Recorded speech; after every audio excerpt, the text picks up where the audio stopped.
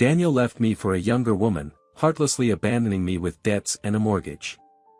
But then my 10-year-old daughter looked at me and said, "Mom, I got back at Dad." 3 days later, my husband called me, crying. Hi there.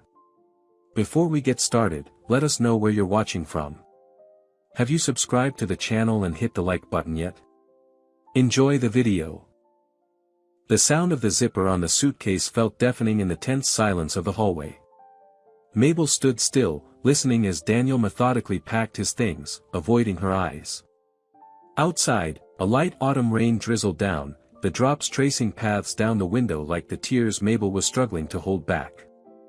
"Are you even going to say something?" she asked, leaning against the doorframe, arms crossed tightly over her chest like a shield against everything falling apart. Daniel paused for a moment, clutching the old sweater her mother had once knitted for him. Then he went back to packing. "What's there to say, Mabel?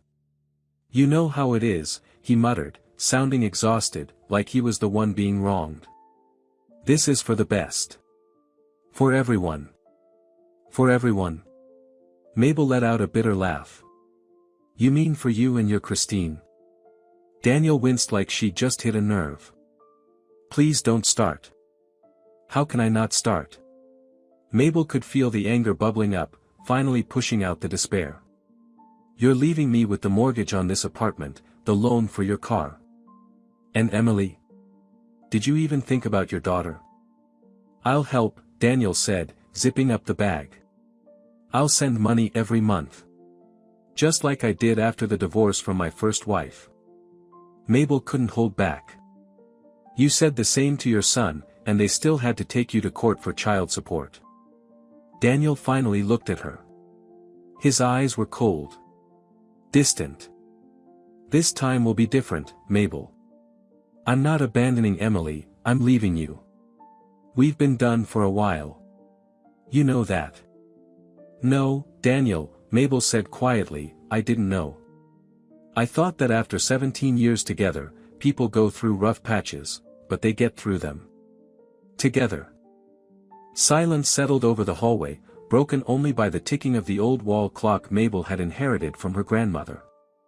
That clock had seen everything: their wedding, Emily's birth, the move into this apartment 5 years ago when they finally committed to a mortgage. "Christine's pregnant," Daniel said suddenly, still not looking at her. Mabel felt the floor drop out from under her. She instinctively grabbed the doorframe to keep from falling. "What?" 2 months, he said quickly, like spitting the words out. "We're staying at her place for now. Later, maybe we'll rent something bigger." "At her place?" Mabel let out a short, shaky laugh. "You mean that 25-year-old girl with a pull-out couch in a tiny studio?" "Don't talk about her like that," Daniel snapped.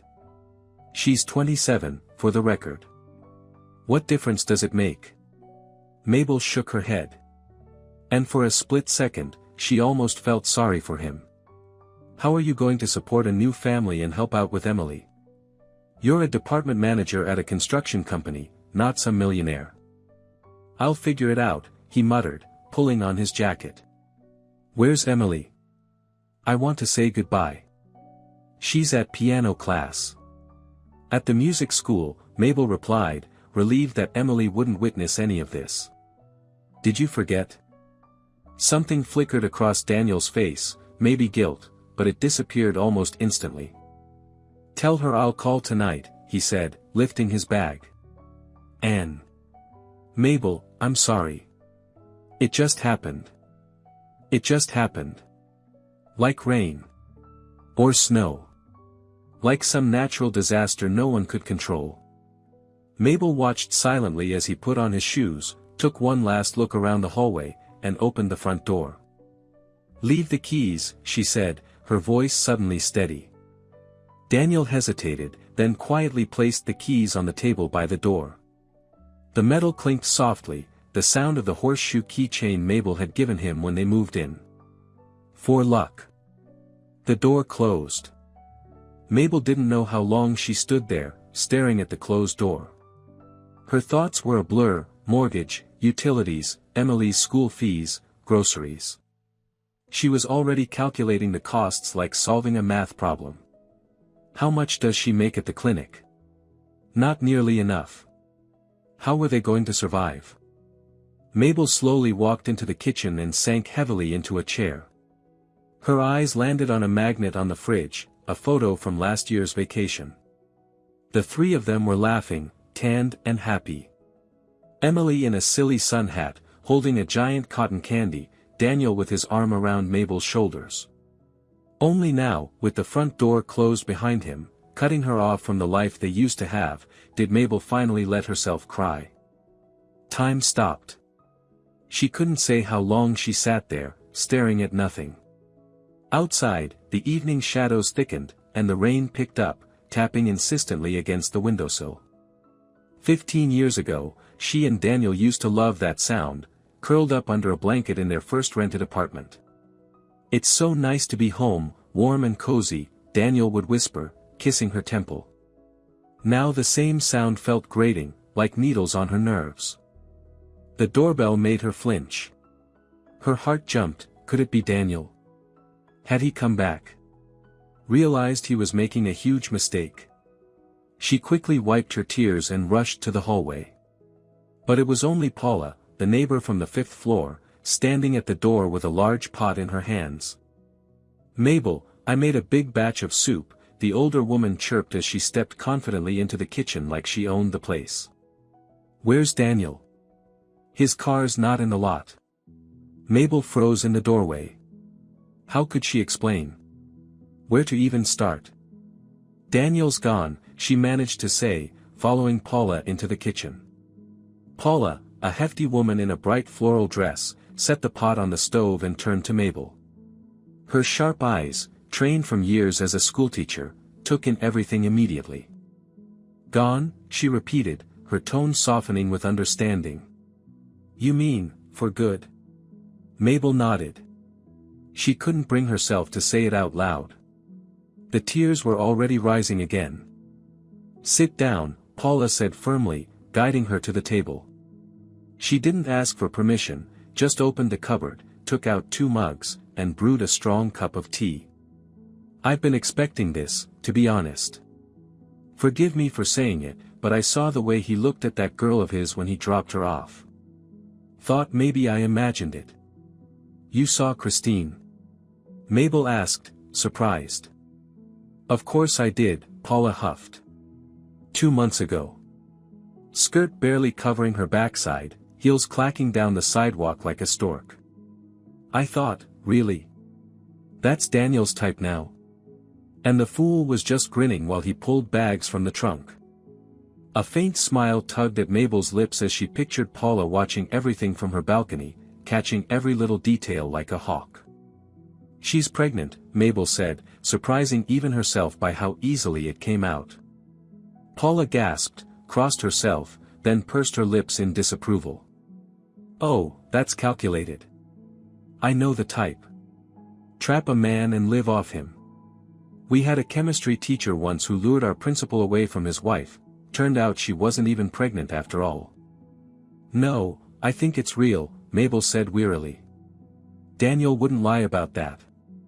She trailed off.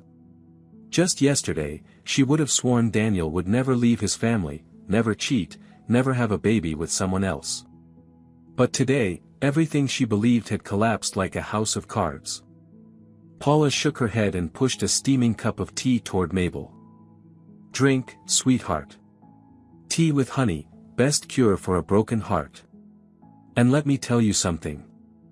I've been through worse. My late husband, Matthew, he cheated on me once too. Ran off at 50 with some woman from the factory, bringing her gifts and all.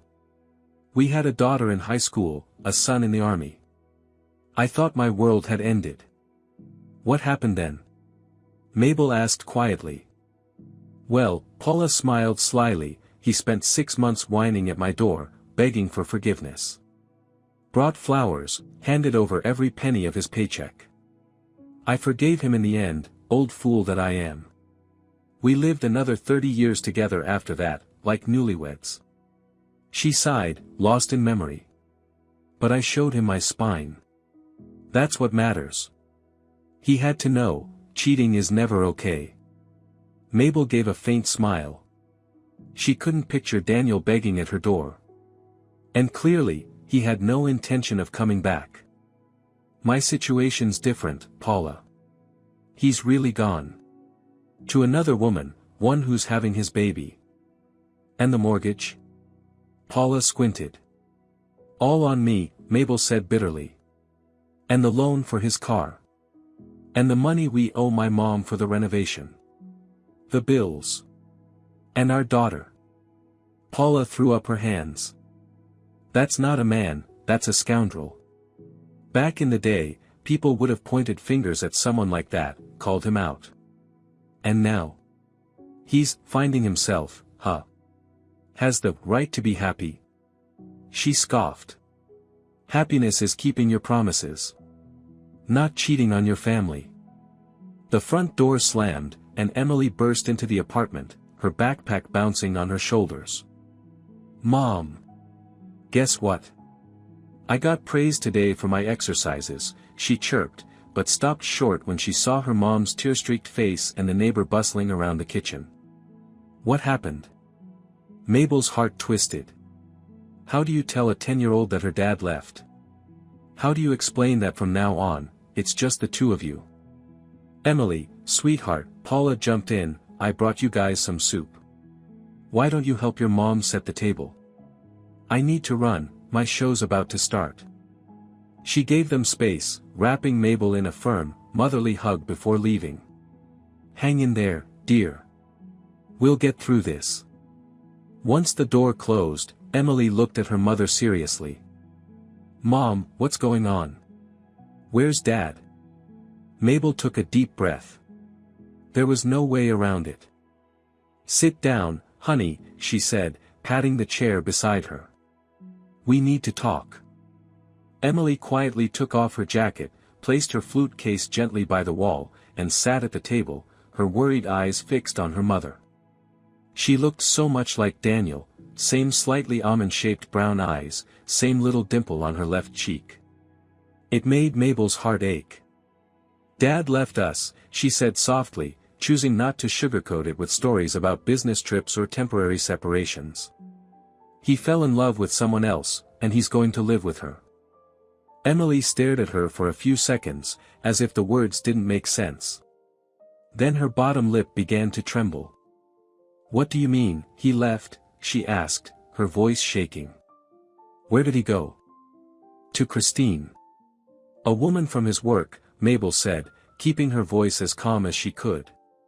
She's pregnant, and your dad is going to live with her. Pregnant? Emily's eyes went wide. But he already has a kid. Me. Yes, baby, Mabel said gently, stroking her hand. You'll always be his daughter. He'll still come see you, and call you. You're lying. Emily suddenly shouted, jumping to her feet. He wouldn't do that. You made him leave. You. Mabel was stunned. Emily, what are you saying? You were always fighting, Emily's voice cracked with tears. You were always mad at him. You don't earn enough, why are you late, where did the money go? But he was nice. And I know it, you made him leave. She turned and ran from the kitchen. A second later, her bedroom door slammed shut, and in the silence that followed, Mabel heard her daughter crying softly. That was the hardest part. Not the betrayal, not the debt, not even Daniel leaving, but that her daughter had blamed her. For something she didn't do. Mabel sat in the kitchen, staring out at the darkening sky, the rain still drumming on the window. Across the courtyard, fairy lights blinked in a neighbor's window, already up for Christmas. Just over a month left until the holiday. The holiday they were supposed to spend together, like always. With turkey, gingerbread cookies, and all the classic Christmas movies. Now, a different kind of Christmas awaited them. Mabel stood and walked to her daughter's door. She knocked softly. Emily, can I come in? No reply. Just quieter sobbing. Honey, I didn't send your dad away, Mabel said through the door. He chose to leave. It happens sometimes, you know. Grown-ups make mistakes. She swallowed the lump in her throat. But this isn't your fault. And it's not mine either. It just happened. She waited a little longer, but Emily didn't open the door.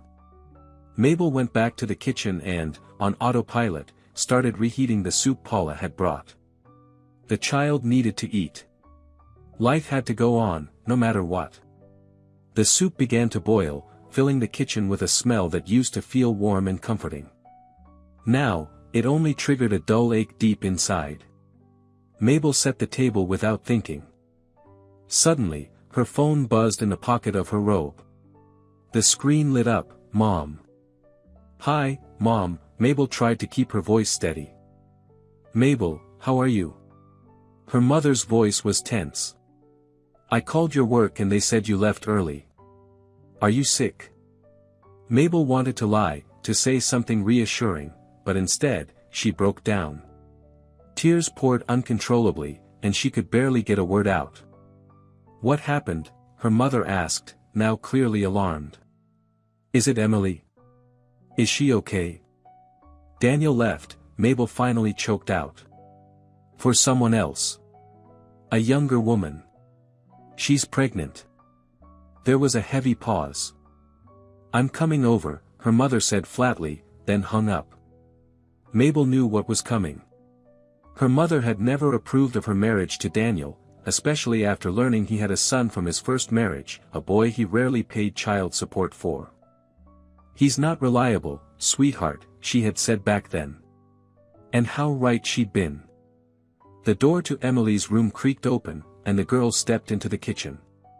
Her eyes were red from crying, but her face was calm and determined.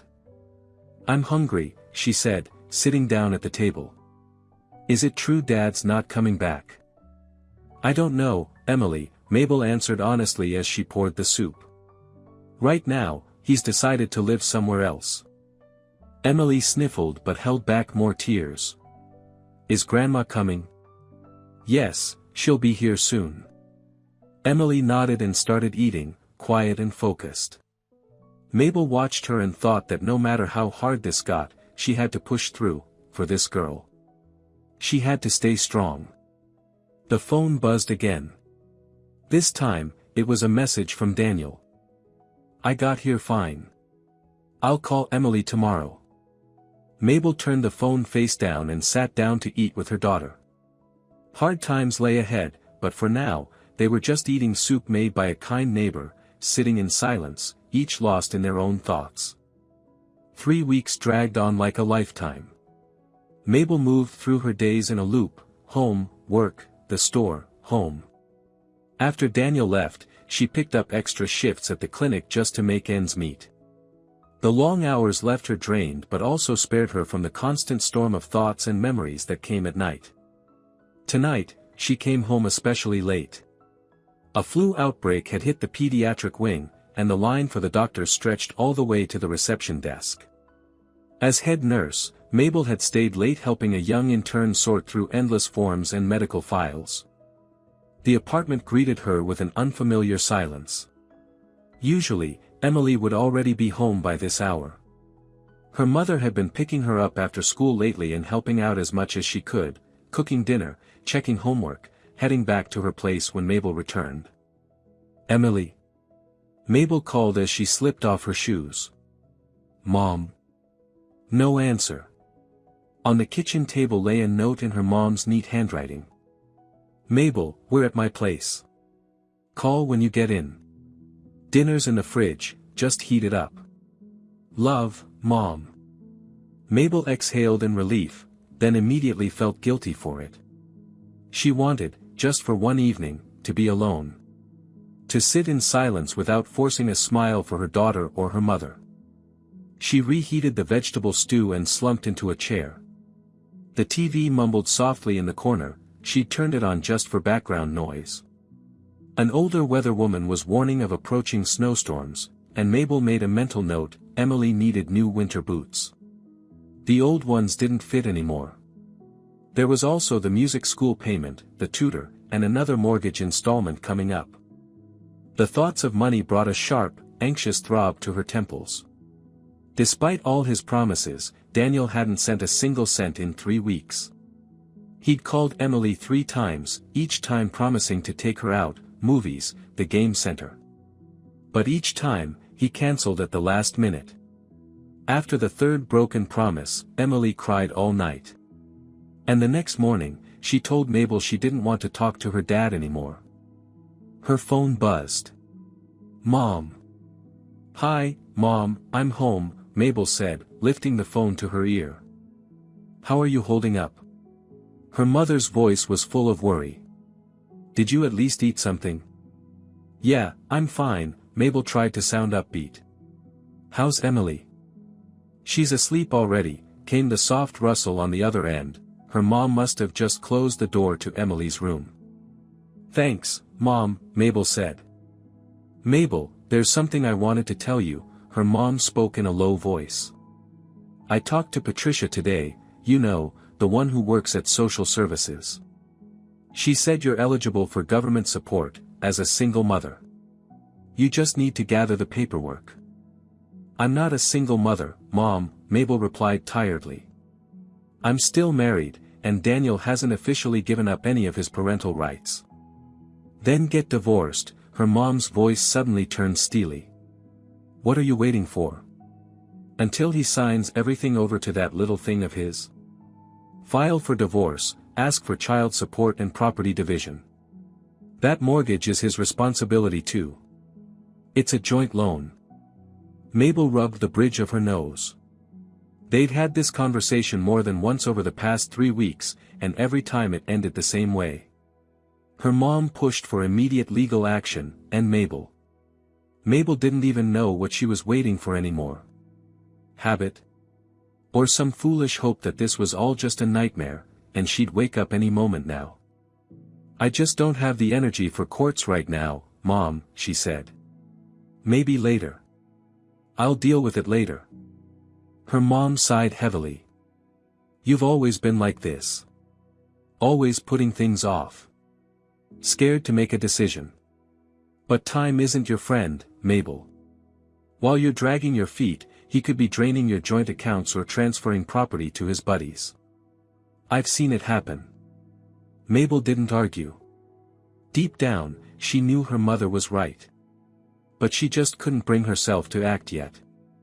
For 3 weeks, she hadn't had a proper night's sleep, waking at every sound, jumping at every phone call. What if it was him? What if he changed his mind and came back? "All right, Mom. Let's talk tomorrow," she said, trying to soften the tension. "Tell Emily I'll stop by early before work." After hanging up, Mabel automatically reached for the sleeping pill in her nightstand, but stopped midway. She couldn't let herself rely on them. She had to learn to fall asleep on her own again. Still, a strange unease clung to her, as if something was left undone. Something itched at the back of her mind. She scanned the kitchen, trying to figure out what she'd missed. Dishes were washed, trash taken out, plants watered. Then her eyes landed on the old laptop sitting on the edge of the kitchen table. Daniel's laptop, the one he used whenever he brought work home. In the chaos of the past few weeks, Mabel had completely forgotten it was there. Maybe it held some important files, bills, contracts, something that needed her attention. She opened the lid and pressed the power button. The screen flickered to life, asking for a password. Mabel hesitated. What would Daniel use as a password? His birthday? She typed it in. No luck. Their wedding date? Wrong again. Emily's birthday? Still nothing. She bit her lip, thinking. What else could have mattered to him?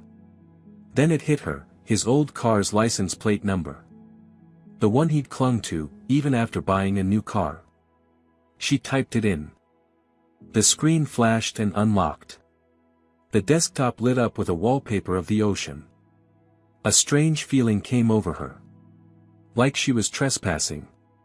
Which was absurd, considering this was her husband's laptop, her husband of so many years. There weren't many icons. Browser, Word, Excel, a folder called Work, and a few loose documents. Mabel opened the Work folder. It was full of spreadsheets, estimates, and contracts. She didn't know much about the construction business, but the sheer number of figures made her whistle under her breath. The company Daniel worked for was clearly dealing with serious money. One file in particular caught her attention, Project Jubilee. She clicked on it and a document opened, titled, Commercial Proposal for the Residential Complex, Jubilee. Mabel started reading, and with every line, her frown deepened. It was a cost estimate for the construction of a residential complex, but something about the numbers felt off. She didn't know much about pricing for construction materials, but even she could tell that $300,000 for landscaping seemed wildly inflated. What struck her even more was another file with a similar name, Jubilee Internal. When she opened it, she found a nearly identical estimate, but with completely different figures. The landscaping in this version was listed at just $120,000. What was this? Double accounting? Daniel had never gone into detail about his job, always brushing it off with jokes about not wanting to bore her with numbers. But what if it wasn't about boredom? What if he'd been hiding something? Mabel closed the documents and leaned back in her chair. A heavy feeling settled in her chest. It felt like she had stumbled onto something serious, though she couldn't quite grasp the full weight of it. Maybe there was a simple explanation. Maybe these were just different versions, draft and final. She decided to check Daniel's email. Maybe there were notes or clarifications that could explain the discrepancies. The inbox was full of emails from coworkers, partners, clients. Mabel opened a few at random, nothing unusual. Just project discussions, pricing requests, routine work communication. Then her eyes caught a name in the sender list, Christine Knox. Her heart skipped a beat. She clicked on the email. Daniel, I found the apartment I told you about. 2 bedrooms in a new building, renovated but unfurnished. The owner's asking a lot, but I think we can negotiate. Let's check it out this weekend. Kisses. The date on the email, 2 months ago. So they'd already been planning to move in together back then. Before the pregnancy. Or maybe the pregnancy was part of the plan all along. Her hands were shaking as she opened the next email from the same sender. Babe, don't forget to transfer the money for the down payment. The realtor's waiting until Friday. Kisses. Dated 1 month ago. Mabel felt her stomach twist. A down payment? What money? Where did Daniel get that kind of cash? And why hadn't he told her about buying an apartment if he'd already made up his mind? She frantically scanned through more emails. In one, Christine was discussing nursery decor. In another, she was sending links to furniture stores. It all looked like she and Daniel had been planning their life together for a while, long before he officially left his family. The most recent email, dated last week, read. Daniel, Charlie Moore called me asking about some documents on Jubilee. Do you know anything about it? Call me back ASAP. Charlie Moore was the director of the construction company where Daniel worked. What documents was he looking for? The ones with the double budget? Mabel leaned back in her chair, trying to piece everything together. This wasn't just about Daniel leaving for a younger woman. It looked like he might be involved in something shady at work. And from the emails, he was apparently buying an expensive apartment, while leaving his family to deal with debts. Suddenly, the weight in her chest turned into a wave of heat, anger. How could he? How could he betray them like this? Emily, their life, their years together. Living a double life, planning his exit, maybe even stealing from work, while still coming home and looking them in the eye. She was about to close the laptop, but something made her pause. What if she saved these files? What if they came in handy later, for the divorce, for the property split, to prove Daniel had the means to support his daughter? Mabel grabbed a flash drive from the desk and copied everything suspicious, documents, emails, anything that looked important. Then she took screenshots of key messages, just in case. When she was done, she shut the laptop and sat in silence, staring at the black screen. It was like a dam had broken inside her. The pain and bitterness she'd bottled up for weeks finally burst out. She cried. Loud, raw, unfiltered sobs, because there was no one home to hear her. Bitter tears poured out, washing away the numbness that had paralyzed her. But it wasn't just about losing her husband or watching her family fall apart. She was mourning herself, her blindness, her trust, her naivety. How had she not seen it? How could she have believed all his excuses, all those late nights, all those business trips? When the tears finally stopped, she felt lighter. As if some of the pain had drained out with them. She washed her face with cold water and looked at herself in the mirror. Puffy eyes. Pale skin. Deep shadows under her eyes. But her expression had changed. There was something new behind her reflection, resolve. Enough, she told herself in the mirror. Enough feeling sorry for yourself. It's time to act. The first thing she did was grab her phone and scroll to the contact for their family lawyer, the one who helped them with the mortgage. I'd like to schedule a divorce consultation, she wrote. As soon as possible. Then she dialed her mom. Sorry for calling so late, she said.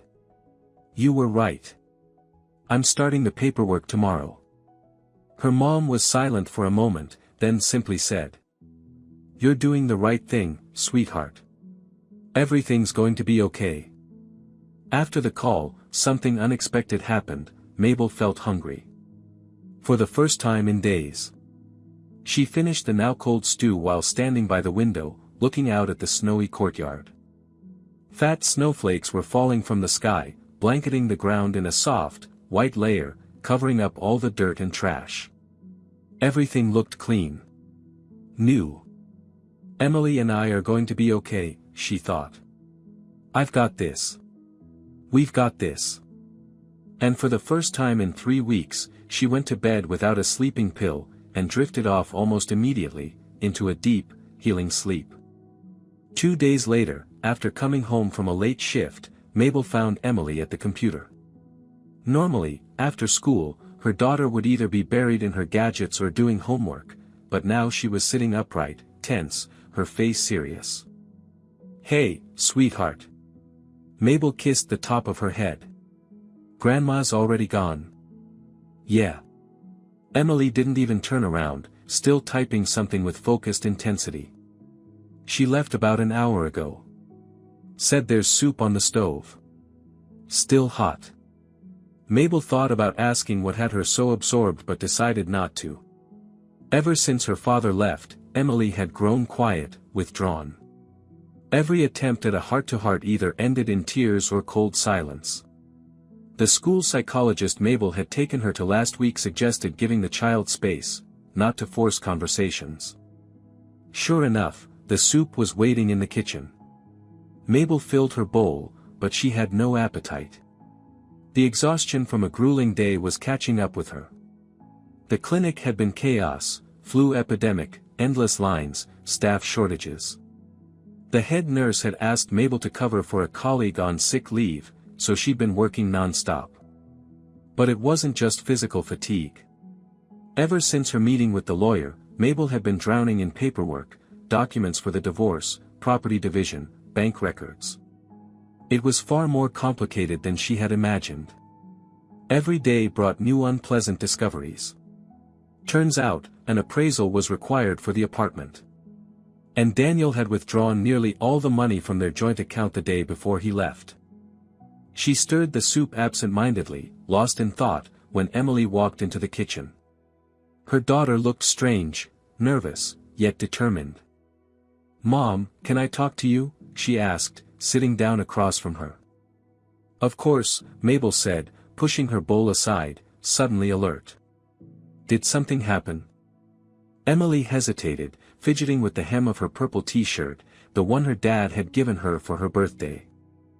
I remembered Dad left his old laptop, she began carefully. The one with the crack on the lid. Remember? He kept saying he was going to toss it but never did. Mabel's heart skipped a beat. Could it be, had her daughter found the documents too? Yeah, I remember, she said as calmly as she could. Why? I used to play on it sometimes, Emily said, eyes down. Dad let me. And I knew the password, he told me. Just his old car's license plate. Mabel nodded, listening closely. She already had a sense where this was going, but didn't want to interrupt. Well. I found some emails, Emily's voice grew softer. From that woman, Christine. And some work stuff, documents with different numbers. And I. She stopped, as if bracing herself. What did you do, Emily? Mabel asked gently, her stomach tightening. I got back at him, Emily blurted out, looking up with tear-filled eyes.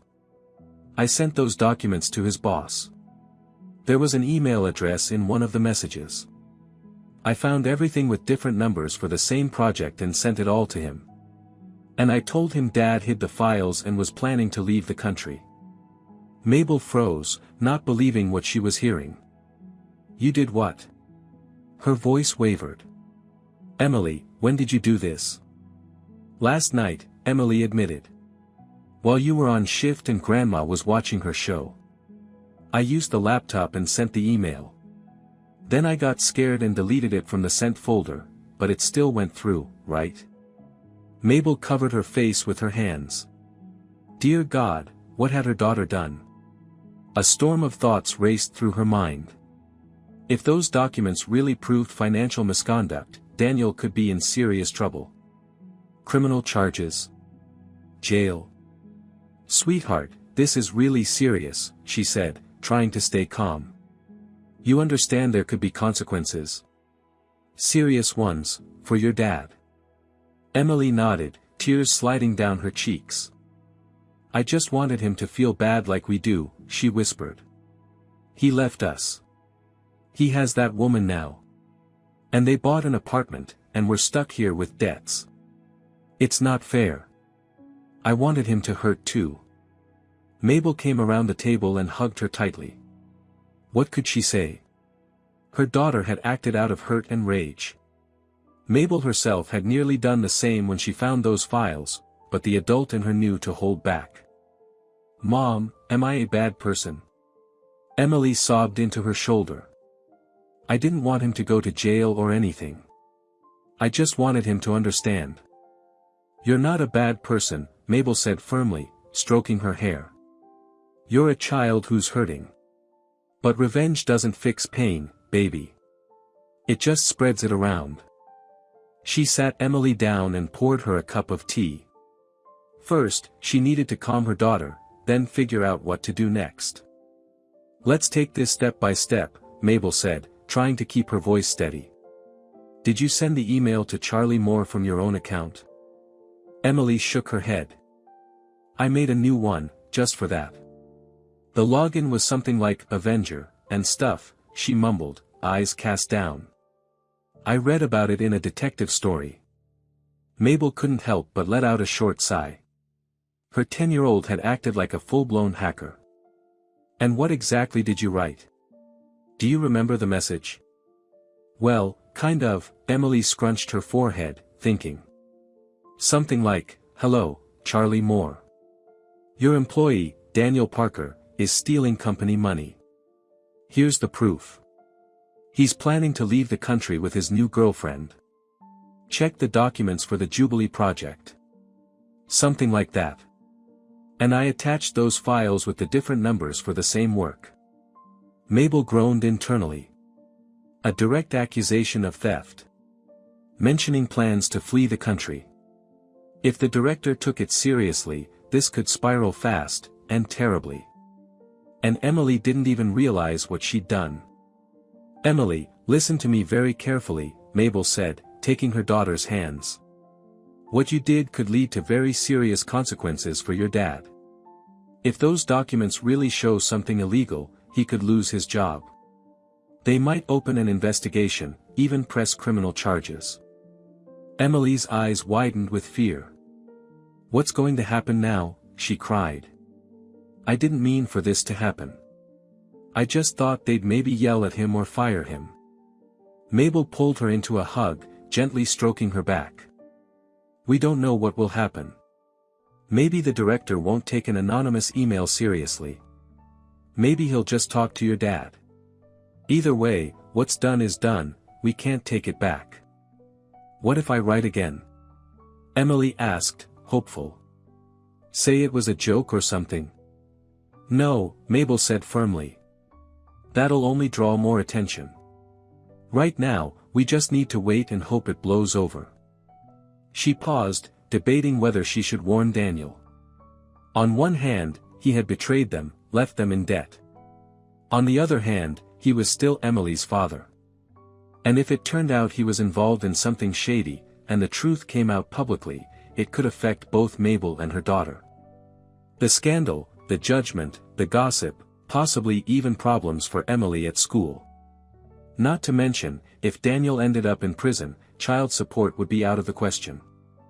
"Mom, I'm scared," Emily whispered, pressing close. "What if they arrest Dad?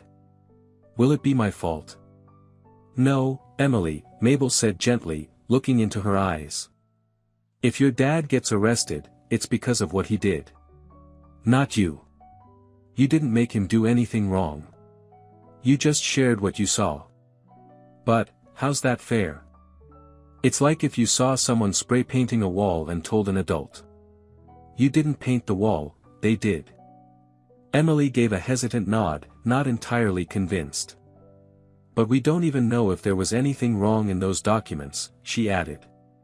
"What if I did all this for nothing?" Mabel sighed. When had her 10-year-old become so thoughtful? "You're right.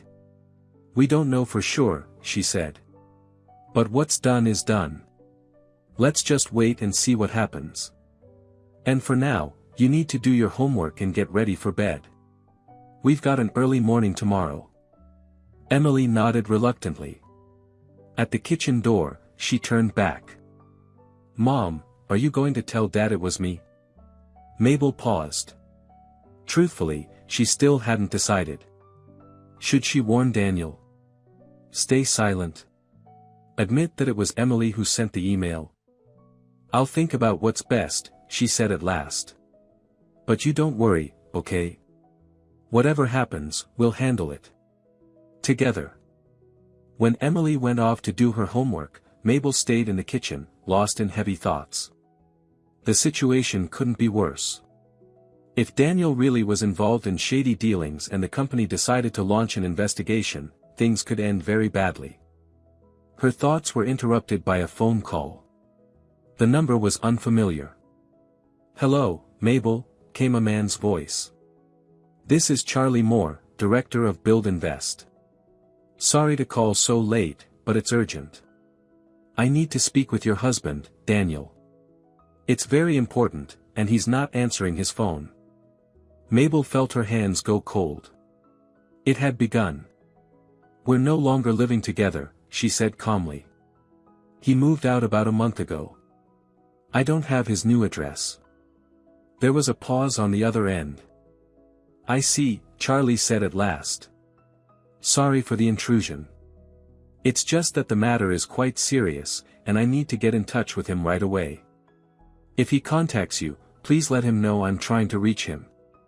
"Is something wrong?" Mabel asked carefully. "I can't really discuss it over the phone," the director replied cautiously. "But it involves some documents. In any case, sorry for disturbing you. Good night." The call ended, and Mabel sat there, holding the phone in her hand. So, the director had received Emily's email, and taken it seriously. Seriously enough to try tracking Daniel down after hours. Mabel hesitated. Should she call her ex-husband and warn him? But what would she even say? "Our daughter sent your boss documents accusing you of financial fraud." What if he lashed out? Blamed her for turning Emily against him? What if he yelled at the girl? Or worse, ran, if he had something to hide? No, she decided. She wouldn't call. If Daniel was guilty, he had to face the consequences. And if he wasn't, then he had nothing to fear. Half an hour later, when Mabel peeked into Emily's room, her daughter was already asleep, curled up with her old stuffed bear, one Daniel had given her for her 5th birthday. Her face looked peaceful in sleep, but Mabel knew it wouldn't last. The anxiety and fear would be back tomorrow. She quietly closed the door and returned to the kitchen. She brewed herself a strong cup of tea and sat by the window, gazing out into the quiet courtyard. The street lamps cast a yellowish glow on the benches where elderly neighbors used to gather in summer, chatting about the news. Now, they stood empty. Only the snow sparkled in the lamplight. Mabel thought about how strangely life could twist. Just a month ago, she was a married woman with a sense of stability. Now, she was a single mother with debt, and a daughter who had just sent incriminating files to her father's boss. What came next, she didn't know. But for the first time in a long while, she didn't feel despair. Only determination. To push through, to stand strong, to protect her daughter.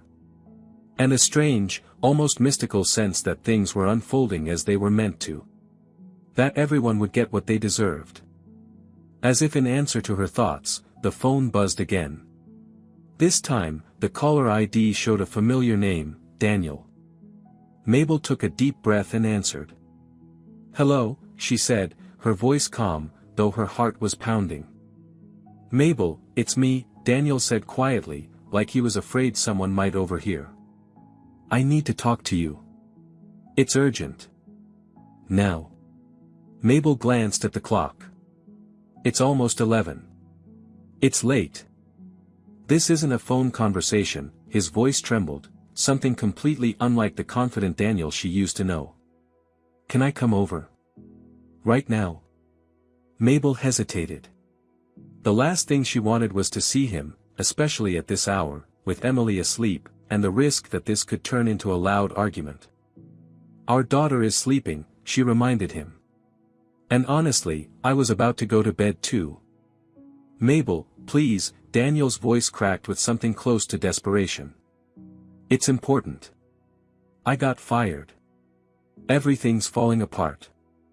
I need to talk to you." Mabel closed her eyes. So the director hadn't wasted any time. "Fine," she said at last. "But don't wake Emily. And if you're drunk, don't even bother ringing the bell." "I'm completely sober," Daniel assured her. "I'll be there in 30 minutes. Mabel ended the call and sat still for a moment, gathering her thoughts. Then she stood up, quickly tidied the kitchen, and put the kettle on. The tea had time to steep, cool down, and get reheated before a cautious knock finally sounded at the door. When she opened it, Mabel barely recognized her husband. In just over a month since they'd last seen each other, Daniel had changed dramatically. He looked gaunt, pale, with deep shadows under his eyes. His once stylish haircut had grown out unevenly, and stubble covered his face, something he never used to allow. But it was his eyes that shocked her the most. They were dull, hunted, completely unlike the confident man he used to be. "Come in," Mabel said, stepping aside to let him in. "Quietly, please, Emily's asleep." Daniel nodded and walked into the kitchen. He sank heavily into a chair and buried his head in his hands. "Tea?" Mabel asked, feeling a strange awkwardness between them. Not long ago, this man had been her husband, her closest person. Now he felt like a stranger. "If you don't mind." "Strong," he murmured without lifting his head. Mabel poured him some tea, set the sugar on the table, and pulled out some cookies. She moved on instinct, the same routine she'd performed hundreds of times during their marriage. Daniel took the cup but didn't drink, just wrapped his hands around it, as if to warm himself. "Well?" Mabel sat across from him. "You said you needed to talk." Daniel finally looked up at her. "I got fired today. No severance. Charlie said if I don't return the money, he's going to the police. Mabel said nothing. Inside, her emotions battled. Part of her felt grim satisfaction that he was facing consequences, but another part worried. What about child support? What would happen to Emily? And you? She asked evenly. Did you actually do what they're accusing you of? Daniel looked away. It's not that simple, Mabel. That's just how the system works. Everyone does it. Double bookkeeping, it's standard in construction. Charlie knew about it. He looked the other way. And now he's acting like he had no idea. So you're admitting you were involved? Mabel stared directly at him. Daniel flinched. It's not some big scheme. It's common practice. We inflated budgets so part of the money could cover representation expenses. You know, greasing palms. Permits, inspections, local officials. You can't move a project forward otherwise. Charlie was the one who taught us how to make it all look clean. Mabel shook her head slowly. And you were okay with that? That's corruption. What was I supposed to do? Daniel snapped. Quit a good job with a decent salary. Go where? Another firm running the same game? Or bag groceries somewhere? Who would pay the mortgage? Mabel let out a bitter laugh. Funny how you only care about the mortgage when you're talking to me. You sure didn't think about it when you walked out with Christine. Daniel clenched his jaw, clearly trying to hold back a biting response. That's not what I came here to talk about, he said finally. I want to know who sent the files to Charlie. Someone downloaded documents from my work computer and sent them from an anonymous email account, accusing me of planning to flee the country. Mabel's stomach twisted. Emily had written that part. And why are you asking me? She asked, keeping her voice calm. Because I was the only one with access to those files, Daniel said, leaning forward. And I never left them lying around. Except, he paused. Except the laptop you forgot to take when you moved out, Mabel finished for him. Daniel flinched. So it was you. You went through my laptop and sent the files. It wasn't me, Mabel said, meeting his eyes. It was Emily. Daniel froze. What? Emily? Our daughter. A 10-year-old girl sent confidential documents to my boss. Are you kidding me? No, Mabel shook her head. She admitted it to me today. She found your laptop, opened it. She knew the password, it was your old license plate number. She saw the files. She saw the emails from your Christine. And she decided to get back at you. Get back at me? Daniel turned even paler. For what? For leaving us, Mabel said calmly. For promising to call and visit, and doing none of it. For everything she saw, me crying at night while she pretended to be asleep.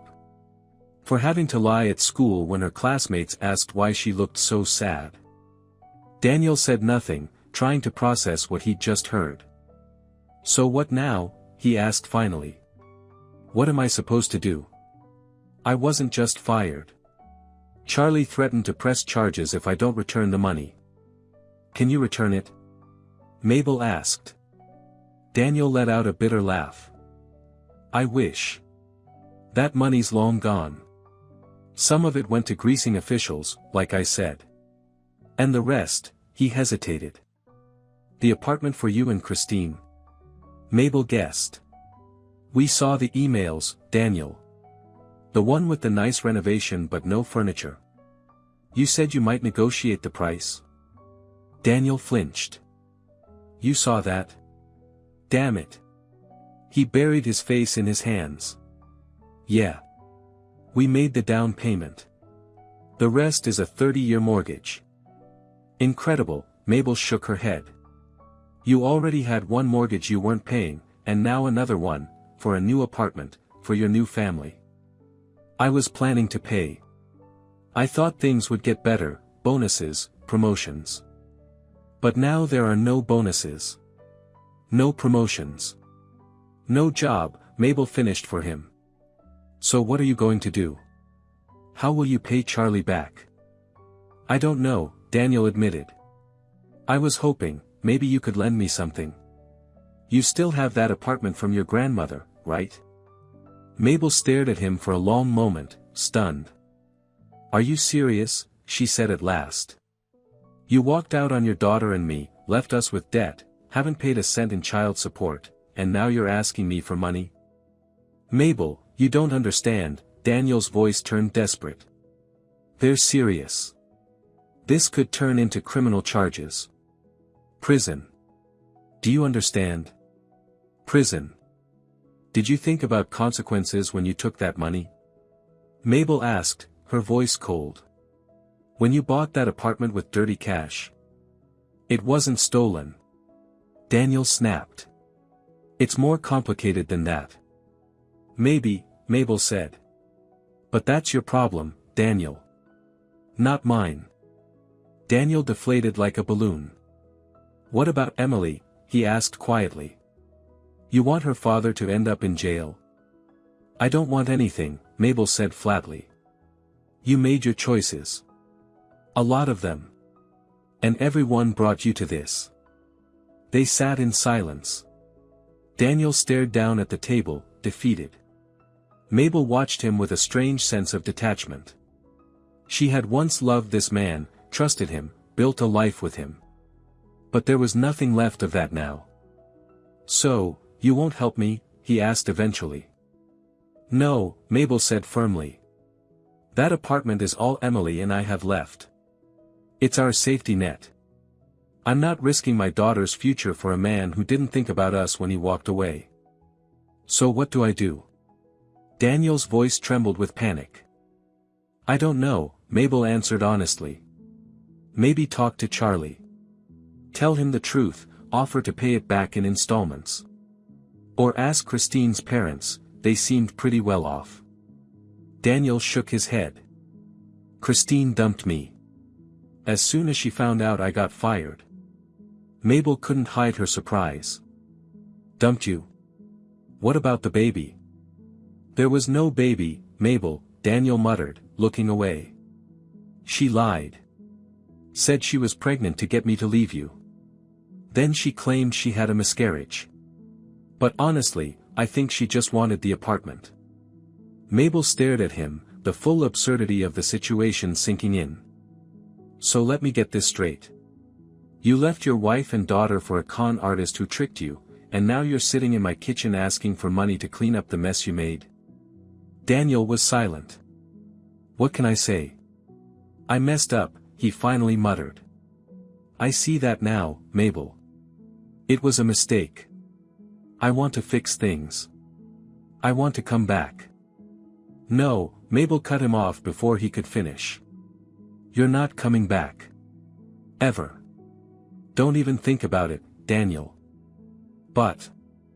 No buts, she stood, making it clear the conversation was over. I have to get up early tomorrow. Go figure out your problems on your own. Daniel got up too, but lingered in the room. What about Emily? Can I give her something? A gift, maybe. You can call her, Mabel said flatly. If she wants to talk to you. And Daniel, don't you dare blame her for that email. She's already scared enough. I won't, he promised. I'll find a way to fix this. I swear I'll help. I'll get a new job, I'll start paying child support. Mabel gave a skeptical smile. She'd heard that line before. Too many times. She walked him to the door, then locked it behind him. Leaning against the cold wood, she felt her heart pounding, but steady. Strangely, there was no satisfaction in seeing him like this. No victory. Just exhaustion, and a deep emptiness. Mom. Mabel jumped at the quiet voice. Emily was standing in the hallway, barefoot and sleepy in her dinosaur print pajamas, hair tousled. Emily, why aren't you asleep? Mabel crouched down to hug her. I heard Dad's voice, Emily whispered. Were you fighting? No, Mabel stroked her daughter's hair. We were just talking. He needed my help. Help? Emily looked at her with worried eyes. Because of the files? Did he get in trouble at work? Mabel sighed. Yes, your dad has problems at work, she said gently. But it's not your fault, you hear me? He made his own choices. You just told the truth to the people who needed to know. Emily stared at her, unsure. Really not my fault. I was so scared he'd go to jail because of me. He won't, Mabel assured her, though she wasn't so sure herself. It's not that serious, she lied. He just has to find a new job now. What about us? Emily asked. He said he'd help, but now he doesn't even have a job. We'll be okay, Mabel hugged her close. We've got Grandma. We've got a home. And I've got a job. What about Dad? He'll find a new one. And he'll help, like he promised. Emily wrapped her arms around her mother's neck and pressed her face into her shoulder. I love you so much, Mom. I love you too, sweetheart, Mabel whispered, swallowing the lump in her throat. Now go to bed. We have an early morning. Once Emily was tucked in, Mabel returned to the kitchen and sat in the dark, staring at the city lights outside the window. Her mind was spinning. What would happen to Daniel? Would there really be a criminal case? Would he be able to pay anything back? And more than anything, how could she shield Emily from all this adult chaos? Her phone buzzed. A message from an unknown number. Mabel, I've thought it through. I'll sell the apartment, pay Charlie back, and cover our loan. Thank you for talking to me. You gave me the strength to fix things. Daniel. Mabel let out a quiet, bitter laugh. More promises. How many more would there be? She finished her now cold tea and went to bed. Before sleep, she peeked into Emily's room. The girl was fast asleep, arms spread out, her face calm. No matter how hard things got, Mabel knew, she would push through for this child. We'll be okay, she thought, pulling the blanket over her daughter. Whatever happens, we'll be okay.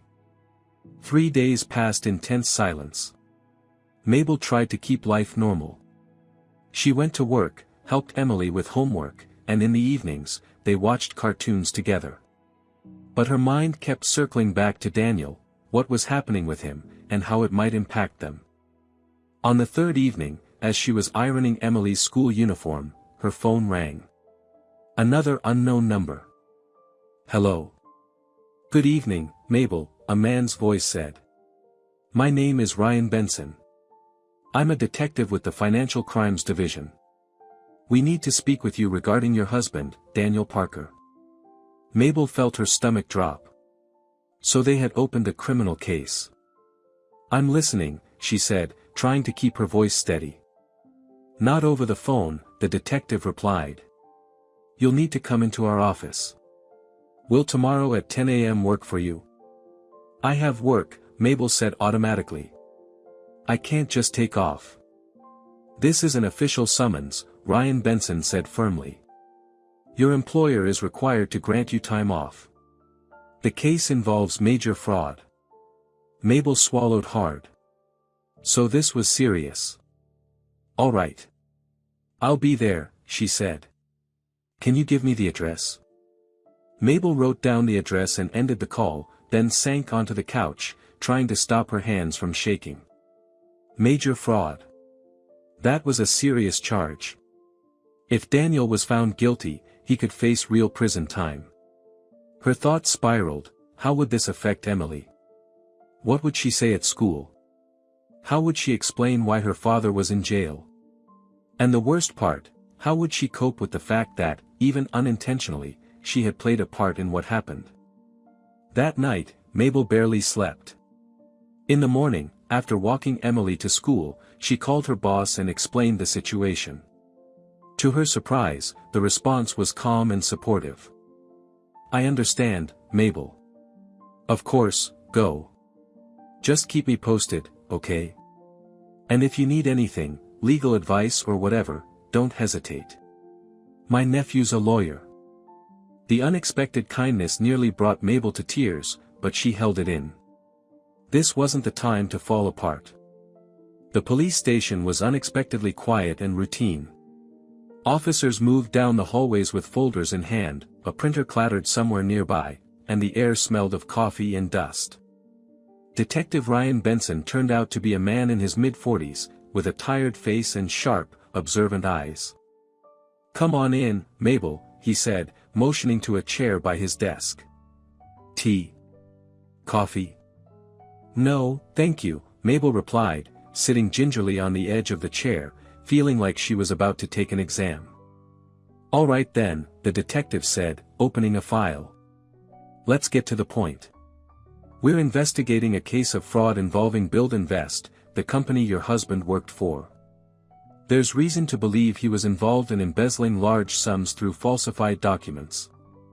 Mabel nodded, unsure what he expected from her. "I don't know anything about his work," she said.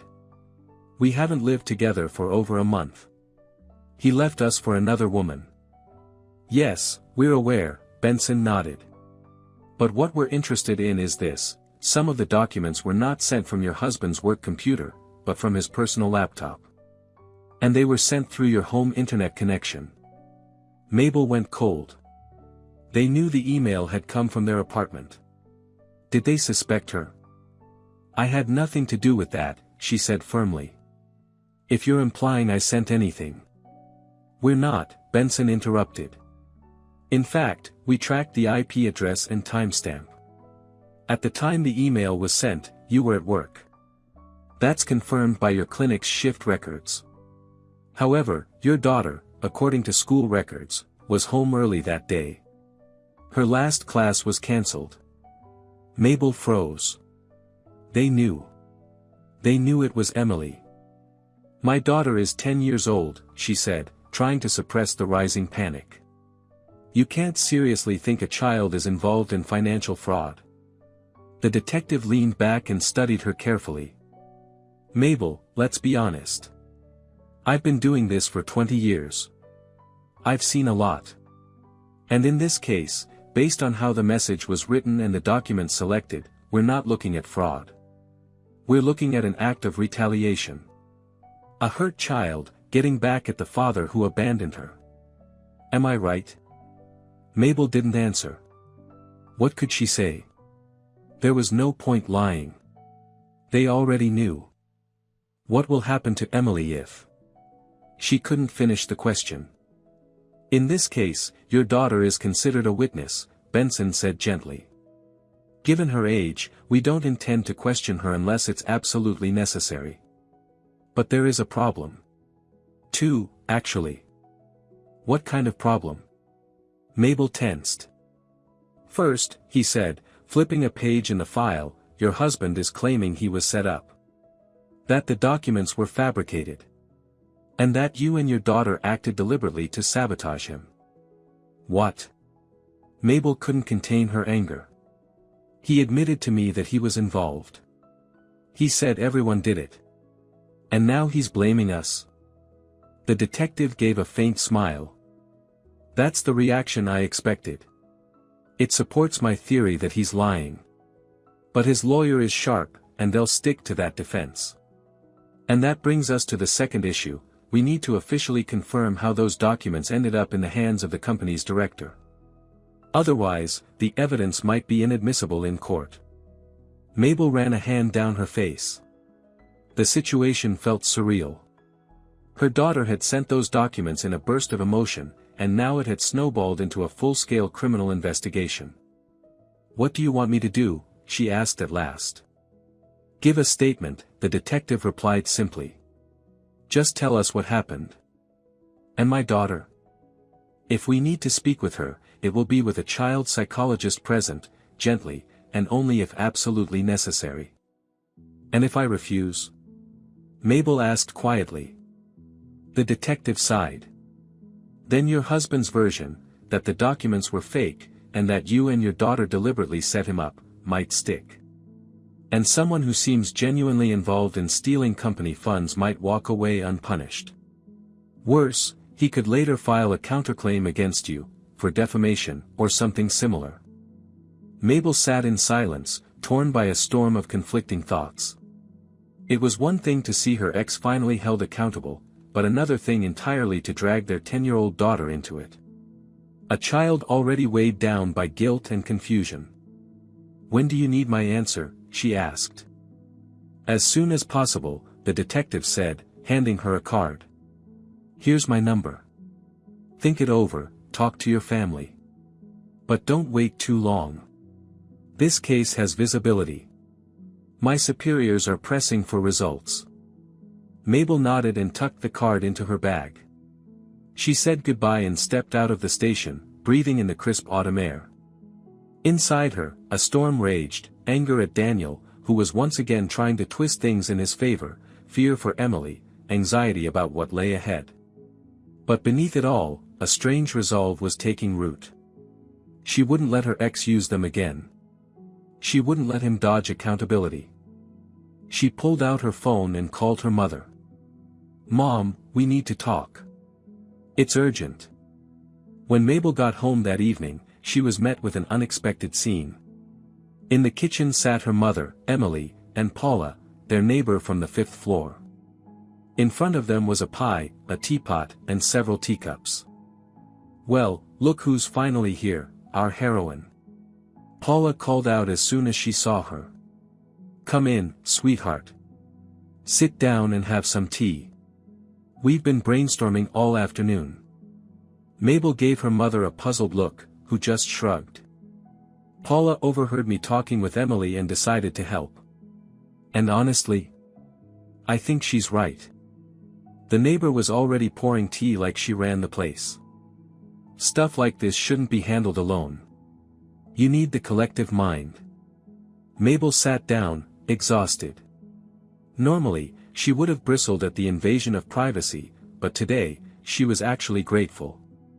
"So, what did you all decide?" she asked, accepting a warm cup of tea. "I told Grandma everything," Emily said quietly, eyes on her mother. "About the detective. About how Dad says we set him up. Unbelievable." Paula threw up her hands.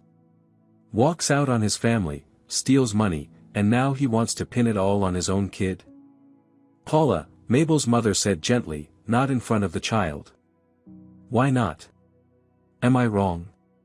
Paula huffed. "Back in my day, men like that."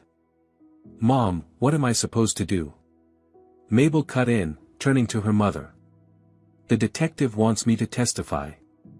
And maybe even Emily too, if necessary." "I'm not afraid," Emily said suddenly, her voice steady. "I'll tell them the truth. That Dad left us and didn't help with anything. That I found weird files on his laptop and wanted to get back at him." Mabel looked at her daughter in amazement. When had she grown up so much? "It's not about being afraid, sweetheart," she said gently. "It's just, this is really serious. If it goes to trial, your dad might. He might go to jail for a few years." "I know," Emily lowered her eyes. "Grandma explained it to me. But isn't that fair, if he really did steal money?" Mabel exchanged glances with her mother. She shrugged slightly. "I told her the truth," her mother said. "That if someone commits a crime, they have to face the consequences. Even if that someone is her father." "And I agree," Paula chimed in. "Back in the day, they didn't let things like this slide. These days, people just buy their way out or flee the country. No accountability." "Mom," Emily said, getting up and wrapping her arms around Mabel's shoulders, "I'll be with you. You always told me to tell the truth, even when it's hard." Mabel hugged her, doing her best to hold back tears. How hard it was to be a mother in moments like this. "All right," she said at last. "In the morning I'll call the detective. We'll tell the truth. But Emily, if you ever feel scared or uncomfortable answering questions, I want you to say so. Okay?" Emily nodded, looking her mother straight in the eyes. Okay. Will they really put Dad in jail? I don't know, baby, Mabel sighed. That's for the court to decide. But if he's guilty, maybe, yes. Then who's going to pay child support? Emily asked, surprising all the adults. My goodness, what a smart girl. Paula exclaimed. 10 years old and already thinking like an accountant. Don't worry about that, Mabel said, stroking Emily's hair. Grandma and I will manage. I have my job, and Grandma has her pension. And I'll help, Paula added unexpectedly. I've still got connections at social services, through my friend Patricia. She'll help you apply for benefits, as a single mother. I'm not a single mother, Mabel objected. Emily has a father, he just might end up in jail, Paula interrupted. Sorry to put it bluntly, but it's the truth. And that means you'll be raising her alone. You're entitled to support. Mabel's mother nodded in agreement. Paula's right. Don't turn it down. Mabel looked at these women, her energetic, outspoken neighbor, her calm and wise mother, and her suddenly so grown-up daughter, and felt a strange warmth rising in her chest. She wasn't alone. Whatever came next, she wouldn't face it alone. Thank you, she said simply. I don't know what I would have done without you. There's nothing to do, Paula scoffed. You just keep living. After my first husband left me, I thought it was the end of the world. Then I met Matthew and we had 30 amazing years. Trust me, your story isn't over yet. Emily gave a small, shy smile. Will I get a new dad too? The women burst into laughter, breaking the tension in the room. Who knows, sweetheart, Mabel kissed the top of her head. But even if we don't, we'll be okay. What matters is we have each other, right? Right, Emily whispered, hugging her mother tightly. I love you so much, Mom. And I love you, my darling. So much. Outside, snow began to fall, big, soft flakes drifting down like feathers. Mabel watched it quietly, thinking about the road ahead. There would be questioning, maybe even a trial, financial stress, gossiping neighbors, and judgmental looks. But for the first time in a long while, she felt calm. Now, 3 months later, Mabel sat in the courthouse hallway, nervously clutching her worn leather handbag. It had been 3 months since that conversation in the kitchen, when she and Emily decided to tell the truth. 3 months of interviews, paperwork, emotional breakdowns, and sleepless nights.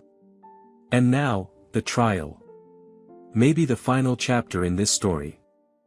Mabel, drink some water, her mother said, handing her a small plastic cup. You're looking so pale. Mabel took a sip of water. Her throat was dry with nerves. Today, the verdict in Daniel's case was to be announced. The prosecutor had asked for 4 years in prison for large-scale fraud. Daniel's lawyer argued for a suspended sentence, emphasizing that the defendant had fully confessed and partially repaid the damages. How much do you think he'll get? Mabel asked her mother quietly. I don't know, sweetheart, her mother shrugged. But does it really matter? What matters is that you and Emily are okay now. There was truth in that. A lot had changed in the past 3 months. After Daniel's arrest, Mabel took action. With Paula's help, and her valuable connections, Mabel applied for all the benefits and support she was entitled to. She filed for divorce and managed to get the process expedited, since her husband was under investigation. She went to court and had Daniel's share of the apartment legally transferred to Emily, freeing them from paying his half of the mortgage. The payments were now cut in half. There were other unexpected positives.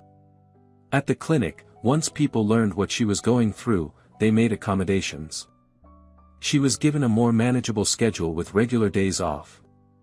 Her supervisor even helped her pick up side work, administering evening IVs and injections at home for well-off clients. Her income nearly doubled. But most importantly, Emily. The girl had grown up during these months. She'd become more serious, more responsible, helping around the house without being asked. Of course, it hadn't been easy. The hardest moment was when she had to give her testimony with a child psychologist present. Emily stayed composed, but that night, she cried her heart out in Mabel's arms. What if Dad goes to prison because of me? I didn't want him in jail. I just wanted to teach him a lesson. Mabel had spent a long time explaining that her father's punishment wasn't because of her. You only told the truth, she'd said. And the truth can hurt sometimes. But it's still better than a comforting lie. Mabel, her mother said, gently touching her hand and pulling her out of her thoughts, did you hear me? They're calling everyone into the courtroom. It's time. Mabel nodded and stood. Her legs felt like jelly. She hadn't seen Daniel since that last conversation in her kitchen. What did he look like now? What was he thinking? Did he regret anything? The courtroom was half empty. A few strangers, probably journalists or curious onlookers, a couple of court employees, her mother, and in the front row, a thin figure in a bright blue coat. It took Mabel a moment to recognize Christine. She looked worn out, stripped of her former glamour. And more than that, the smug expression Mabel remembered from their only brief encounter in a supermarket nearly a year ago was gone. Why is she here? Mabel wondered. She left him the second things went south. Her thoughts were interrupted when Daniel was led in by two officers. He walked with a slouch, eyes down. His once tailored suit now hung loosely from his thinner frame. The gray in his hair was more visible. But it was his face that startled her the most, hollow, lined, aged. He looked 10 years older. The judge, an older woman with a weary but piercing gaze, adjusted her glasses and began to read the verdict. Mabel listened as if through fog. Found guilty, mitigating circumstances considered, sentenced to 2 years of imprisonment, to be served in a general regime correctional facility. The words broke through the haze, and Mabel flinched. 2 years. Not 4, like the prosecution requested, but not a suspended sentence, either. 2 real years in prison. Daniel stood with his head low. Christine, in the front row, pulled out a tissue and dabbed her eyes. Does she still care about him? Mabel wondered. When the judge finished and announced that the verdict could be appealed within 10 days, the officers stepped forward and took Daniel by the arms. He suddenly lifted his head and locked eyes with Mabel. The look in his eyes was a storm of emotions, regret, pain, shame, desperation. Mabel looked away. What could she say? What could she possibly do? The man she had spent 17 years of her life with was now a complete stranger. Come on, sweetheart, her mother gently nudged her toward the door. There's nothing more for us here. As they reached the hallway, Christine caught up with them. Mabel, she said, her voice faltering as if unsure how to begin, I wanted to apologize. To you, and to your daughter. Mabel stared at the woman in disbelief. The once self-assured girl now looked completely lost. For what exactly? Mabel asked coldly. For stealing someone else's husband? Or for ditching him the second he lost his money and status? For everything, Christine said quietly, eyes downcast. I didn't know he was married when we started seeing each other. I mean, I knew he'd been married, but he said you two were separated, just not legally divorced yet. Formalities, he said. And you believed that? Mabel let out a bitter laugh. I did, Christine said, lifting her chin. I was naive.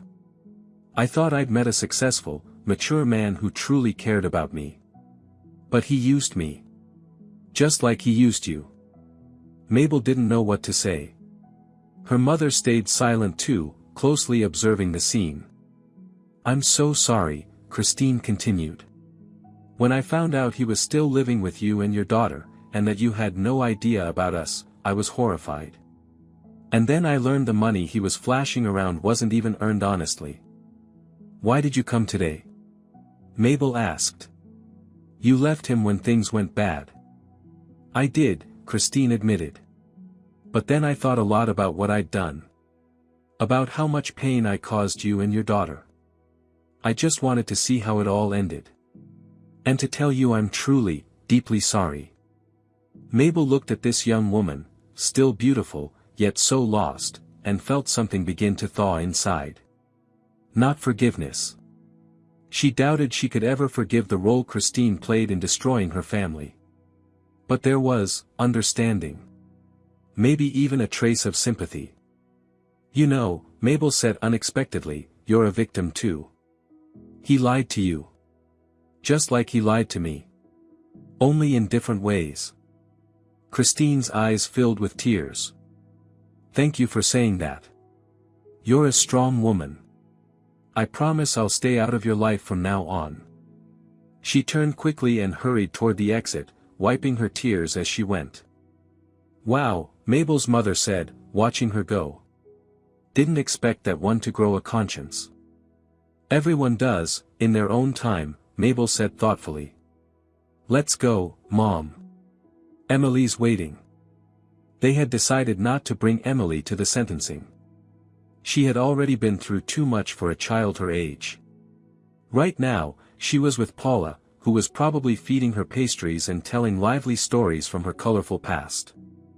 The unlikely friendship between a 10-year-old girl and a 70-year-old woman had been one of the unexpected gifts to come from all the chaos.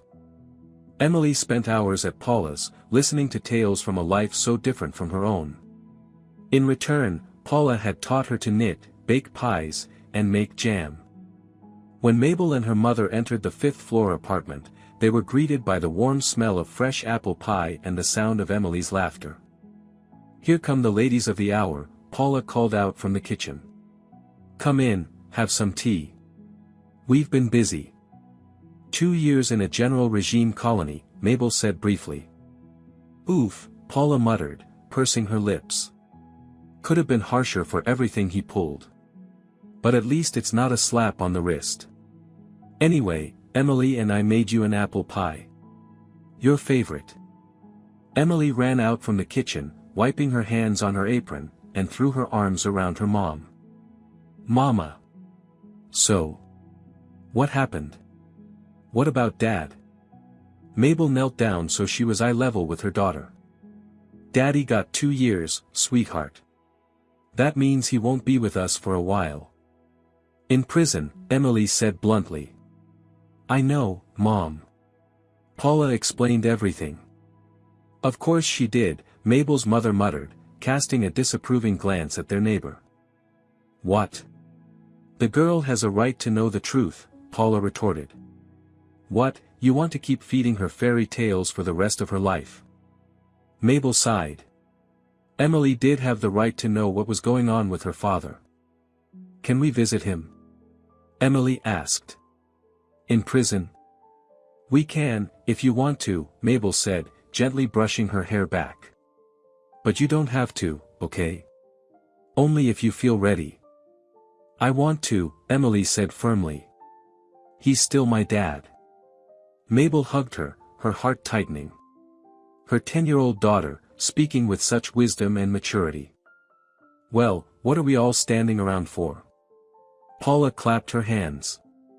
Let's have some tea before the pie gets cold.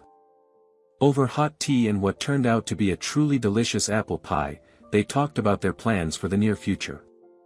Emily excitedly shared that she'd been invited to take part in a citywide flute competition.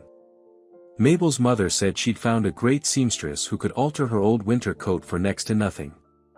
And Paula, never one to pass up a juicy detail, shared that a new doctor at the city clinic had asked whether Mabel was single. A good man, she said with a knowing look. Widower, by the way. Has a daughter Emily's age. Owns a car. Has his own apartment. Paula, Mabel groaned. Are you seriously trying to set me up already? I'm not even officially divorced yet. You will be soon, Paula replied coolly. And good men don't stay single long. Especially doctors. That Dr. D might just get snatched up by some flirty nurse before you know it. Emily giggled, and Mabel's mother rolled her eyes. Let the girl breathe. She's barely gotten rid of one husband and you're already lining up the next. What's the point of wasting time? Paula said cheerfully as she poured more tea. You only get one life. Mabel shook her head but didn't argue. The truth was, deep down, she was grateful for this loud, nosy, but incredibly kind woman. Over the past few months, Paula had become almost like family to her and Emily. She helped with errands, watched Emily when Mabel worked late, shared her best recipes and her down-to-earth advice. But more than anything, she was simply there when they needed her most. After tea, they returned home. Emily went straight to her room to do homework. Mabel sank into the couch and finally let herself exhale. It felt like the worst was behind them. The sentence had been given. The divorce would soon be finalized. The financial chaos was mostly under control. It was time to move forward. She reached for her phone and opened her nearly forgotten social media profile. It was plain, minimal info, barely any photos. She hadn't had the time or energy for it in the past year. But now, she suddenly wanted to update it. Maybe upload a new picture. Maybe even write a new status. Scrolling through her camera roll, Mabel came across an old family photo from 2 years ago. She, Daniel, and Emily at his mother's house, smiling, happy. It was shocking how much had changed since then. Who would have guessed that the smiling man in the photo would end up convicted of fraud? That the little girl with pigtails would one day testify in court? That Mabel herself, once a picture of stability, would become a single mom juggling nursing shifts and side jobs just to stay afloat? But even through the bitterness, another thought crept in. Maybe this was all for the best. Maybe that version of happiness had been nothing more than a polished facade. A life built on lies. And now, after everything, she was finally beginning to live, really live. With honesty, with clarity, without illusions. The thought brought Mabel an unexpected sense of relief. She deleted the old photo and took a selfie, no makeup, her face tired but calm. After a moment of hesitation, she typed out a new status. Every ending is a new beginning. Mom, I finished my homework. Emily peeked into the room. Can I watch cartoons now? Of course, sweetheart, Mabel smiled. And I'll start on dinner. What should we have? Spaghetti with cheese? Yes. Emily beamed. But not the regular cheese, the one with the blue stuff. Paula says that's fancy. Mabel laughed. All right. We'll make it fancy, she said. Let's be elegant ladies tonight. Emily lit up and dashed off to turn on the TV, while Mabel headed to the kitchen. As she pulled out the pasta and started on the sauce, thoughts flickered through her mind. How strangely life had turned. How much there still was to deal with. How fast her daughter was growing up. And, surprisingly, about that mysterious doctor Paula had mentioned. What would happen next? We'll see, she thought, stirring the sauce. *4 Now, the goal is simple, live one day at a time, deal with what comes, and appreciate what we have. A roof over our heads. A steady job. A healthy daughter. The love and support of those who stayed. And most of all, freedom. Freedom from lies, from dependency, from the need to look away and pretend nothing was wrong. Freedom to choose how we live from here on out, *. And maybe, that alone had made all the pain worth it. A year passed. Mabel was amazed at how quickly time flew when life began to settle. Spring had come. Tulips were blooming in the courtyard, and the air smelled fresh, with a hint of something quietly joyful. She stood by the window in her office, smiling softly. She had an office now. A small but cozy room at the private clinic where she'd been hired 3 months ago as a senior nurse. The salary was double what she'd made before. Her schedule was predictable, the patients polite. Mabel, a young nurse, Amy, popped her head in. There's a visitor here to see you. Says it's personal. Who is it? Mabel asked, mentally scrolling through who it could be. I'm not expecting anyone. She didn't give a name, Amy shrugged. Just said you'd know her. Alright, send her in. Mabel adjusted the name badge on her crisp white coat and sat down behind her desk. Over the past year, she'd learned to expect surprises, and to face them with as much calm as she could. The door opened, and Christine stepped in. Mabel didn't recognize her right away. The once stylish woman now stood simply dressed, her hair tied back in a plain ponytail, no makeup, her expression uncertain. Hello, Mabel, Christine said quietly. I'm sorry for coming unannounced. I really need to talk to you. Mabel gestured to the chair across from her. Have a seat. It had been more than a year since their last encounter at the courthouse. Mabel hadn't expected to ever see her again, and had no idea what this could be about. I debated for a long time whether to come, Christine began, nervously fidgeting with the strap of her purse. But in the end, I thought, you have the right to know. Know what? Mabel frowned. Daniel's out, Christine blurted. He was released early, on parole. Good behavior. A week ago. Mabel froze. Of course she had known it was possible. With all the mitigating circumstances, he was eligible for early release. But she hadn't expected it this soon, not for another 6 months, at least. And, she said at last, keeping her tone level. What does that have to do with you? Christine looked down. He came to me. Said he's changed. That prison made him reflect on everything. That I'm the only one he's ever truly loved. And he asked me to help him reconnect with Emily. Mabel clenched her fists beneath the table, but her face remained calm. So you came here to what? Ask for my blessing? No, Christine looked up, her eyes a mix of desperation and determination. I came to warn you. He hasn't changed, not at all. Same sweet words. Same promises. Same schemes. Literally the next day after his big apology, he was already talking about starting a new business. About his contacts. About how he still has ways. Mabel shook her head instinctively. Prison didn't teach Daniel a thing. He'll come to you next, Christine continued. It's just a matter of time. He'll ask to see Emily. He'll talk about second chances. He might even try to come back to the family. I overheard him on the phone with some guy, Ben, I think, saying his ex-wife was his backup plan because she still has that apartment from her grandmother.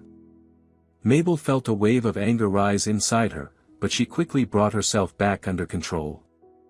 Thank you for the warning, she said evenly. But don't worry.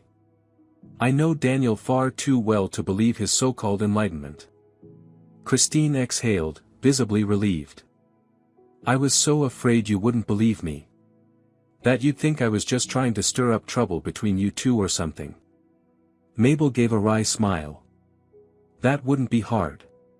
What's harder is understanding why you chose to warn me at all. Christine paused, studying her hands in silence. I've done a lot of thinking this past year, she said finally. About everything I did, about how I helped break your family apart. I even went to therapy. Tried to figure out why I'm like this. Why I fall for men like him.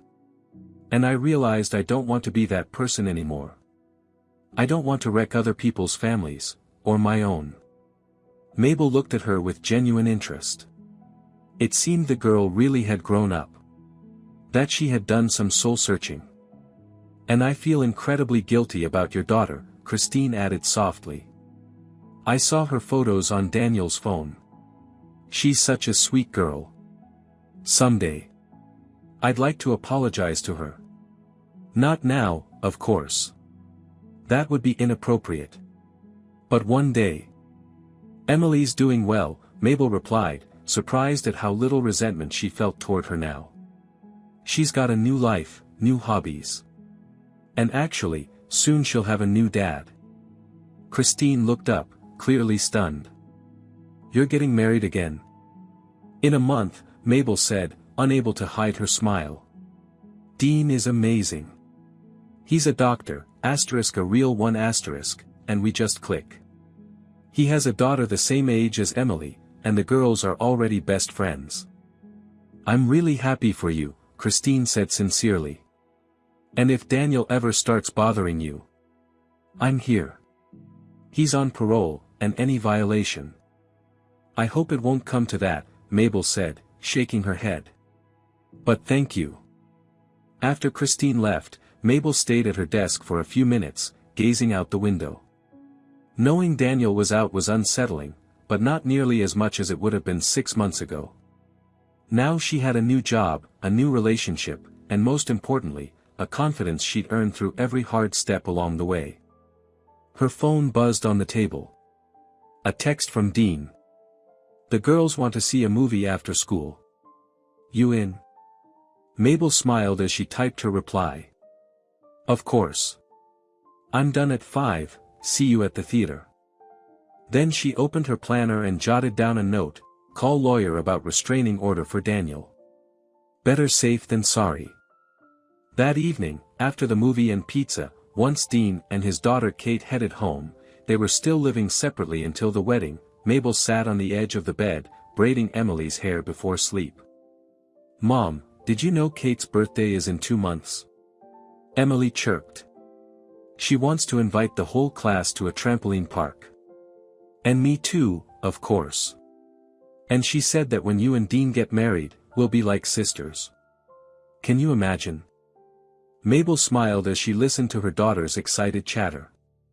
It was amazing how quickly Emily had bounced back from everything and started a new chapter. Children's minds were incredibly resilient. Emily, she began gently, finishing the braid, there's something I need to tell you. Your dad's out of prison. Early release, for good behavior.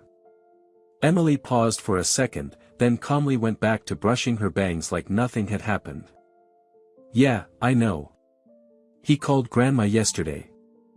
He called Grandma? Mabel raised an eyebrow. What did he say? I'm not exactly sure, Emily shrugged. But Grandma was really mad. She said he asked for money to restart some business, or something like that. And he wanted to know when I'm usually home alone. Mabel felt a chill spread through her chest. So Christine had been right. Daniel was already trying to worm his way back in. What did Grandma tell him? She asked carefully. She told him to go to hell, Emily said matter-of-factly, and Mabel couldn't help but smile. That was pure Grandma.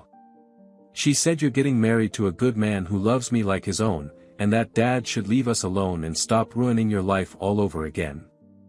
Is that so? Mabel said, silently thanking her mother for standing her ground so firmly. Mom, Emily turned to face her, her eyes serious, I don't want to see him. Not now. Maybe someday. But not if he's going to lie and ask for stuff again. I don't trust him. Mabel hugged her, moved by how wise her daughter sounded. Of course, sweetheart. No one will make you see him if you don't want to. And I'll talk to the lawyer, make sure he can't come to our house or your school without permission. And Dean will protect us if anything happens, Emily added confidently. Remember when he was carrying all those logs at the lake house for the new deck? Mabel laughed. I remember. But let's try to solve things with the law, not muscle, okay? Once Emily was tucked in, Mabel sat in the kitchen with a cup of herbal tea. Outside, the sky had gone dark, and the soft glow of nearby windows shimmered in golden patches. Life was moving on, sometimes unexpectedly, sometimes painfully, but always forward. The doorbell rang, catching her off guard. Who could be visiting this late? She looked through the peephole, and there stood Daniel, hunched, holding a box in his hands. Her heart sped up, but not from fear, just frustration. Who is it? She called loudly, though she already knew. Mabel, it's me, Daniel said, his voice unusually quiet. Can I come in? I want to talk. I brought something for Emily. She's asleep, Mabel said sharply. And we have nothing to talk about, Daniel. You know I'm getting married, right? There was a pause on the other side of the door. Yeah, your mother told me, Daniel finally said. But I thought maybe you were just doing it to get back at me. Mabel rolled her eyes. His ego hadn't shrunk one bit. I'm marrying Dean because I love him, she said firmly. And he loves me and Emily. So please leave. And don't come here unannounced again. If you want to give something to your daughter, go through my lawyer. What lawyer? Daniel's tone sharpened. Mabel, seriously? I'm her father. A father who went to prison for fraud, she replied coldly. Who left his family for a mistress, dumped us with his debts, and who, judging by your latest questions, hasn't changed one bit. Your mother's twisting things, Daniel snapped. I just wanted to know when Emily's home so I could make sure to catch her. Daniel, Mabel interrupted, sighing, I don't want to fight. Just go. I'm filing to restrict your parental rights and request a restraining order so you can't come within 100 meters of us. If you want to see your daughter, it'll be through the court, with a child services representative present. That's my final word. There was silence behind the door for a moment, then the sound of fading footsteps. Mabel exhaled and walked back to the kitchen. Her tea had gone cold, so she put the kettle on again. Her phone buzzed. A message from Dean. Is everything okay? For some reason, I've been worried about you and Emily. Mabel smiled. It never stopped amazing her how he could sense her mood, even from a distance. We're fine, she typed back. Emily's asleep, I'm having tea. And I miss you terribly. His reply came almost instantly. I miss you too. I'm picking you two up at 9 tomorrow, don't forget we're going cake tasting for the wedding. Of course I haven't forgotten. I've already bookmarked a few options online. Good night, my love. Good night, sweetheart. Mabel set her phone aside and walked over to the window. City lights flickered in the darkness. Somewhere in the distance, a siren wailed, maybe a police car, maybe an ambulance. Just another ordinary night in the big city. Life kept moving, and as she looked at her reflection in the glass, Mabel realized with surprise, she was smiling. All those months of pain, of battles and survival, hadn't broken her. They had made her stronger. They taught her she could handle anything. That she could protect herself, protect her daughter. That happiness was still possible, even after betrayal. Of course, there would be challenges ahead. Daniel wouldn't give up easily. Emily would grow up knowing her father wasn't someone she could rely on. They'd face the growing pains of blending families, adjusting to life with Dean and Kate. Finding balance. Building trust from scratch. But Mabel was sure of one thing, they would make it through. All of them, her, Emily, the man she loved, and the people who stood by her when she needed them most. Her mother, Paula, her co-workers, her friends. Because once you've lived through the worst, not much else can scare you. And that small act of revenge, born out of a hurt child's heart, had unexpectedly set so much into motion. A breaking away from the past, freedom from lies, and the beginning of a new, honest life. A real chance at happiness. Mabel took one last look at the city, smiled again, and headed to bed. Tomorrow would bring a new day, new plans. A wedding cake, a dress fitting, weekend plans with the girls. Ordinary, simple, joyful things. And she was certain, there were many more days like that ahead. So many more. If you enjoyed the story, give it a like and subscribe to the channel, it really motivates us to create more heartfelt stories every day. Take care, and stay happy.